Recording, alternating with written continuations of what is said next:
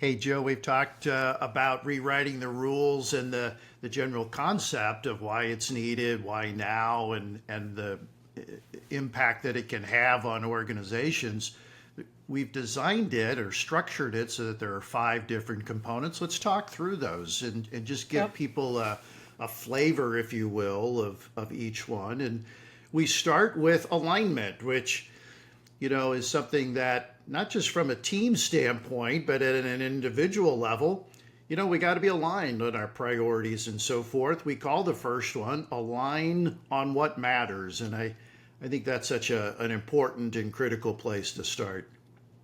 Yeah, I don't know where else we could start. If honestly, if you don't have that, I don't think there's much to work with because I think, we all have to want to achieve the same things. We all have to believe in the same priorities in order for us to kind of then cascade down from there in terms of the ways that we operate together. So, yeah, to me, this is like the heart and soul of the whole thing is, what are we here trying to achieve together? What are we creating together? What's top of our list in terms of um, the value that we're creating for ourselves in the world, for our customers. So yeah, this is the kickoff. I think a lot of people, well, first of all, we talk alignment, right? We talk about strategic goals and objectives and so forth. But at an individual level, I think that's where we all fall Mm, into this, mouse on the wheel environment, and maybe lose that alignment. And so I think mm, part of rewriting the rules is not just establishing that alignment on the front end, but it's kind of the magnet that's going to keep drawing you back to it when maybe you're being pulled in a lot of different directions. There's an awful lot of value in creating that type of structure, and that's what we're trying to accomplish with this first component. yeah, really important in a world where everybody I know feels like they're being pulled in a thousand different directions. And so that's why this is more important than ever. You've got to have what you keep coming back to together. Otherwise, you're overwhelmed with the priority of the day, the this, the that. So, again, you and I have been having these types of conversations with teams for a long time. Right now, to me, it seems absolutely pressing that we kind of get people together to talk about, what do we want? What's important to Right. us? Because people desperately need that in order to create boundaries, in order to create, structure that helps them manage their days, that helps them manage their conversations. Otherwise, everything's a priority and nothing is, and everybody's working, 7 days a week. And so the statistics around burnout, the statistics around disengagement, those are real, Mm-hmm. Mm-hmm. what's also real, and we agree on this, is that it's not a feel good fix to those things. It's getting really clear about what you're there for and what it Yeah. takes to deliver on that. So this subject might have been around for a while, but I think the 2025 version of it is more relevant and more real than ever. Yeah, I think the clarity that you alluded to, I think it's easy for us to get general about our clear objectives. We're here to Right, serve the customer or the member. We're here to right. grow, meet our objectives, etc. But the specifics of that is, I think, where we fall out of alignment sometimes. How we're going to get to that objective. Hey, one other thing as it relates to this alignment that I wanted to spotlight is as it's improved at the C level, both Mm, collectively as a team, but then also individually, where I'm going with this, Jill, is as an individual leader becomes better aligned, that cascades down to their team, right? So this has a total ripple effect throughout the entire organization once we get that alignment at the top of the organization. yeah, that's why I said I don't know where else to start.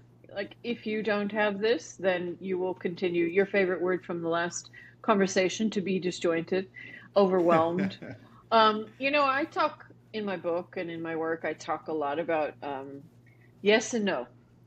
So to me, yes and no are your two little tools, little words, lots of power. What are we saying yes to? What are we saying Yeah, no I love to? that. Like, this is not going to be some airy fairy, like big words conversation that we're going to put on a wall. This is about Yeah. what are we saying yes to?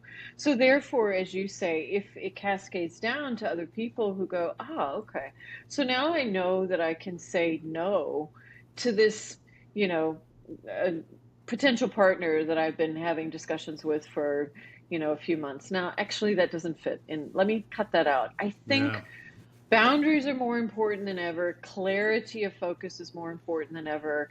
Knowing your yes and your no is more important than ever to trying to kind of help us. You frame the whole thing in the first conversation around thrive, not survive. Like this, Hmm. it's got to start here. Yeah, I love that. And you're right. We have to learn to say no, and we have to respect when someone else says no. It's Right. not a it's not a defense mechanism or avoidance. It is, being aligned. Okay, so that's the first component. Then we move into this idea of building belonging and alignment with performance and so forth. And I think this is where different perspectives, different talents, different experiences, all come together, and we kind of create an environment where we're learning from those, but we're also leveraging those as we move forward collectively and individually. This is where the real individualism, I think, comes to play. Do you agree? Yeah. Yeah. I love kind of learning from those and leveraging those. I think that's right. I think it's the individual contribution. So again, I'm going to reference my book a lot, Paul. You know that. Yeah, One that's of the fine. one of Go. the things I talk about is, finding the right fit rather than fitting in. So, one of the things we hear about a lot, especially with younger employees and team members, is that they just want to do their own thing. They don't want to. They're not team players. I think it's wrong. I think we haven't figured out how to get the best out of them. So, Mhm. how do we all fit together? If we're the puzzle of this organization, what do we each bring to that? How do we fit together? How do we complement each other? So, in addition to individual contribution, I think it's relational kind of glue. So again, back to the multi-generational conversation is, how do we get the best from each one of them in terms of the wisdom and maybe the desire for more of a fixed way of operating amongst older employees to the Mhm. the energy and the insight of the more fluid younger employee. And I truly believe that there can be a fit. I've seen it. I think you can make a beautiful puzzle together, but you've got to do it intentionally. It doesn't happen on its own. So I think that's for me, that belonging isn't just a feel good thing. It's Right. a strategic learning from and leveraging, as you said. And furthermore, this is a yes and if we accept that in terms of the the puzzle pieces fitting together, we also have to accept that in terms of their contributions moving forward. That Yeah. their contributions may not always be tangible, they may not always be quantifiable, but nonetheless, they are making contributions to the success of the team or the organization or our overall growth. I think the whole mindset around what are they bringing to the table and then what impact they're having on our performance and our success, that's another kind of mind shift, or that's another way that we're rewriting the rules. Yeah, totally. I think seeing them as your asset to guide you into the future. I mean, it's a real mindset shift if you were to say, wow, imagine that they're leading us into the future. Yeah, Imagine that, I mean, yeah. I know a lot of people out there are going to be rolling their eyes right now going, they're not leading me anywhere. But they are, because they're the ones who are really got their both feet in, trends and current culture and ways that people are thinking and operating right now. So, yeah, I mean, Paul, I think we're going to bring a healthy, provocativeness to this to get people to really think about how they're operating and how it's serving them or not. And yeah, challenge some sort of default mindsets around what good looks like. And in order to get you to really, as you said, figure out how to get the best in whatever way that might look for every person that that you're paying to be there. Yeah. All right. The next component then is making this connection without overload, and I love that we've used that word because, well, I guess drowning underwater was too strong of a reference. So without overload is a nicer way of saying that. But come on, we feel that so often, and it's really unfair and goes without saying it's unproductive. But we've got to, if we're going to, establish our way and we're going to align everybody on what matters, etc., we got to give them a chance to perform, and we've got to put them in a place to succeed. And unfortunately, the environments and the cultures that we perform in sometimes don't allow us to do that. So that's going to be another part of our focus is let's create the right type of working environment so people can make a connection and be successful. Yeah, and wow, does this feel like a timely conversation? I mean, I Yeah. personally think there's a lot of disjointedness around what that looks like. We've gone from the sort of family, work is family, let's load up all the perks, let's make this feel like the best place it could be, to, okay, Yeah. everybody work from home, Yeah. Get to, out of here. okay, get out of here. Everybody's happiest when they're not here. To, oh, wait, maybe we want you back. Or do we? Right. Right. So, a perfect example of, something that was once taken for granted that now needs a clear attention, clear decisions made, clear choices about, this is who we are. This is our way. And we're going to keep banging on about that. But, in a very complex world, knowing your way and being able to keep finding your way together is your superpower. So, that intentional creation of environment is like literally a conversation that I think every team needs to have right now. Because I guarantee you there will be amongst 10 different people, there'll be 10 different perspectives on Yeah.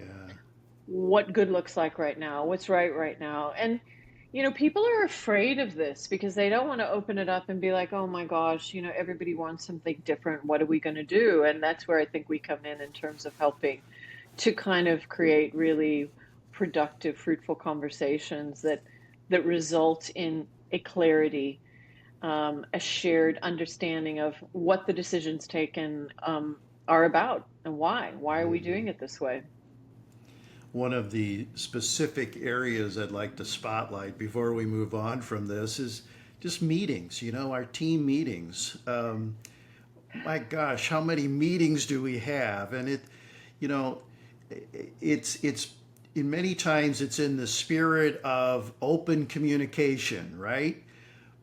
But in actuality, it's the least productive thing we could be doing. And Yeah. so I think the whole dynamic around meetings that you're involved in at a senior level, the meetings that you have with your direct reports, I think that's a specific example of this overload that we're referring to, and I think it's something that our clients could count on improving because it is so detrimental to success. Yeah, and I think it's a great example of how norms have shifted. Yeah, And yet, a lot of companies, a lot of teams haven't necessarily taken the time to sit down and again get really clear about what's working for us and what isn't. So, the more relational, the more individualistic nature of work right now means people want to, lots of communication. Everybody needs to be involved. Everybody needs to know. So we've yeah, got, right. Slack channels. We've got asynchronous or whatever that word is. People are communicating all the time. Yeah. So the boundaries are blurred, the expectations are blurred, we've created overwhelm. Now, let's, using again one of my favorite words from my book, exercise our agency, our Yeah. ability to choose, our ability to act on our choices and say, how do we want to work? So, as you said, do we want to have all these meetings? Do we need to have three different, communication channels? Are we allowed to communicate with each other on the weekend or at Mm-hmm. 12 a.m.? And if we are, Mm-hmm. are we expected to respond instantly? And if we don't, are we somehow, slacking? So Mm-hmm. all of these things that are constant thorns in the side of morale and productivity and engagement, we can deal with them. We Yeah. can. It's not beyond us to be, clear and explicit about what our way of communicating is, what our way of meeting is, and then stick to it and see what happens, adapting as we go, because undoubtedly, when you start to try and make these shifts, things happen along the way. But yeah, to me, this is like potentially pain point number one for a lot of people, is just Yeah. it's all too much. Yeah. Um, at the end of the day, what we're trying to accomplish with rewriting the rules is experiencing growth individually, collectively, as teams. So, component number four is make growth conversations consistent and effective. And I think this is where, we just really help with that communication around where are we going? How do we get there? Where do you want to go? What do you need to do in order to get there? Jill, I think another part of it is creating the safety Mhm. of, making those bold steps, and it's not just stepping out of your box sometimes. Sometimes it's just like moving to another corner of the box, but Yeah. nonetheless, there needs to be some boldness, and some safety involved in those types of growth conversations. And so we're going to focus pretty heavily on that too. Yeah, and I think as with everything, there's this intersection where, team growth, company growth, team growth, individual growth kind of comes together, and that's obviously the sweet spot where I feel like I'm growing and I'm committing, I'm contributing to a team that's doing the same, and then obviously the reason we're all there is the growth of the company. But, one of the things I read all the time, one of the things that I hear firsthand all the time is the extent to which personal growth has become, a huge metric of desirability for younger Mm-hmm. people. Like they want to grow, they want Mm-hmm. to learn. Now, in today's workforce, that's a huge offer you can make to your teams, that this will be a space where we are intentional about your growth, Mm-hmm. not for the purposes of you just as an individual, but so that you can contribute to the organization. But we're again, the changing rules of workforce is that people can't necessarily rely on promotions in order to grow. People aren't even necessarily looking for that. So the old school kind of, I'll just put my head down and keep, collecting bigger titles, has given way to those titles aren't available for collection. People, those roles are disappearing, hierarchies are flattening.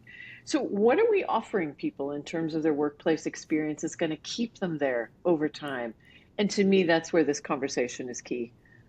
And that is such a practical issue for so many of our viewers, because if you're in a 50-person organization, you know, uh, accelerated growth up the ladder is probably not very realistic. And so, Right. how do you manage that?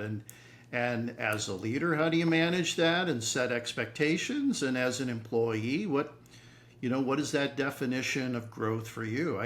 I think sometimes, Jill, um, growth is very incremental. And so Yeah. we don't always feel it, or we don't always realize it until we get to a point and we look back and say, man, I've come a long way, or I'm really Right. proud of what I've accomplished. I think that's another part of this environment and culture that you and I want to help organizations create, is where the growth becomes more palatable and people really Mm.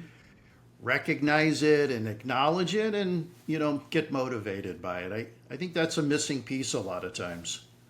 Oh, I do too. And if I'm honest, I think a lot of leaders are afraid to have this conversation because I think they're Yeah, afraid they won't be able to meet the expectations of their team totally. members that Yeah. so they avoid it. And we all know that doesn't work.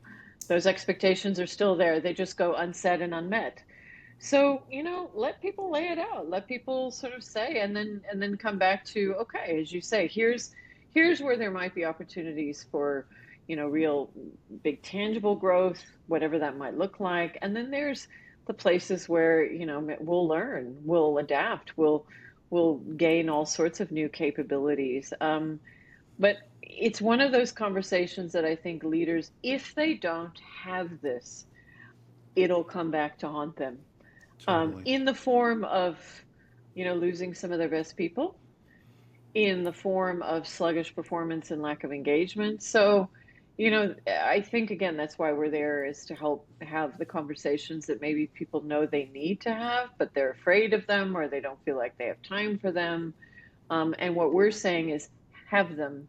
We're going to Yeah. have them, and the benefit of them will be felt to me, so quickly. If they don't have those conversations, if they don't lead those conversations, they're not going to happen. They're No, not going to happen on their own. I mean, very few employees are going to step forward and say, "I want to have a growth conversation." You know, they it, won't. it might be in some personalities, but not very many, and so they'll go somewhere else where that is an obvious part of the culture. So I Yeah. think that component number four is going to be really impactful to organizations, and then the last one is kind of an extension of that, where we're going to work with them to make space for innovation and Mm. really, I used the word earlier, create this kind of safe environment, but we got to find new and different and better ways of doing things. Everything from the operations that we talked about earlier to our customer delivery and so forth. But even if something is half baked, it's still an idea that we want to cultivate and we want to encourage from our employees because they expect that from us today. Not just They the do. younger generation. I think top performers expect that too. Yeah, agreed. And I think that's a really important point is that anybody worth their salt will want to be a part of Yeah. creating things, solving problems, nobody wants to show up every day and just execute on the known and the familiar. Right. Everybody wants something. So if you want the best people, you need to give them things that they can, get into, things that they can feel like they can, really make their best contribution to, hang their hat on. It doesn't have to be huge, but AI's all over our conversations these days. It's an incredible creative tool. We are entering into a period where our own creative capacities, and I use lowercase c, not the artistic kind, but our ability to make things, is, accelerating in ways that were Mhm. unthinkable even a year ago. So I think, innovation has gone from something that a few people did in a special part of the building to something that Right. we're all a part of. And that's again back to our favorite word, the way. To me, it's kind of embedded in everything that we've already talked about, Mhm. our alignment, our sense of belonging, our sense of what we're growing. All of that to me feeds a place where people are always trying to find a better way. I think if you are any kind of B2C organization out there, this is so critical because we've got to just, even in small ways, we got to be finding new and different and better ways of doing things because you referenced AI, the guy down the street, may be investing heavily in that. And I understand that some of our viewers are in heavily regulated industries, so you can't make dramatic changes, but you can make subtle changes and you can find some of those small ways to improve. And I think Sometimes those small ways are the best ways. Hey, Yeah. I think another element to this, Jill, is, we're talking about leadership, but innovating in how we lead is another element to this making space, So Mm. it's not just how our employees are going to become innovative, it's how our leaders are going to innovate as well. Do you agree with that? Yeah, and I think it all comes down to, your attitude and your approach. And I think what we're living through right now, to me, is a wake up that if your mindset, if your worldview is, it's fine, I'll just keep doing what I've been doing until I can't do it anymore, until, Right. somebody else knocks me off my perch or whatever, then you're gonna be in for a serious wake up call that every, truly capable leader needs to have a mindset and an approach that allows for this kind of, as you said, small adaptations, little ways of encouraging people not to just do it the way it's always been done, but to look for ways Mm, of, uh, continual improvement, continual sort of, and I don't even want to just frame it as improvement, but just, as you said, kind of ways of doing things, ways of engaging with each other that allow for, give people permission to, respond and create, not as a, okay, now we're going through some change management process, we need to do things differently, but yeah. it's just part of who we are. We're an adaptive organism right now during one of the most disruptive times in work history. Yeah. So, to me, it's kind of how you position yourself as, you're either nimble and you're responsive, and as you say, and everything from how you lead to, what you deliver to your clients, or you're sitting there flat-footed waiting to get, to become irrelevant, frankly. So Mhm. that's what rewriting the rules does. It's allow you to kind of, get really clear, and then it makes everything so much easier. You can then operate from such a clear sort of footing from there. And such a vigorous environment, which, Yeah. yeah, and if you've operated in a stagnant environment and you've gone to this vigorous environment, man, it is so motivating and so exciting, and it's a place that Yeah. people are going to be beating your door down because they're going to want to be doing business with you and they're going to be want to be working with you as well. Yeah. I mean, and Yep. everybody's had that experience. I think we've all worked, probably at some point in our lifetime, we've worked on those two different kinds of teams or in those two Yeah. different kinds of organizations. And I can tell you which one everybody wants. So, it's in your power to create that. It's not some, you know, a pipe dream. We can become, as you say, a vital, adaptive, dynamic unit that operates effectively within a changing world. And I think that's ultimately what we want to, help deliver for people, is that feeling and that sense of capability to deal with whatever's coming their way. Yeah, good. Love it. All right. So, rewriting the rules, 5 steps, 5 components, if you will, really focused on creating this type of environment that's going to uh, take you into this dynamic future that we've talked about, with where we can capitalize on all the opportunities that are out there for us. Jill, great seeing you as always. Thanks for your time, and look forward to working with our clients on rewriting the rules down the road. Absolutely. Can't wait. Thanks, Paul. All right. Take care, everybody.